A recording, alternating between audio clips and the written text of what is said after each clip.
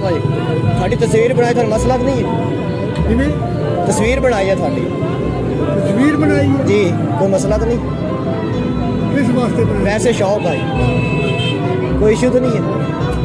tension नहीं student student है मैं भी गरीब हाँ टेंशन नहीं मेरे शौक से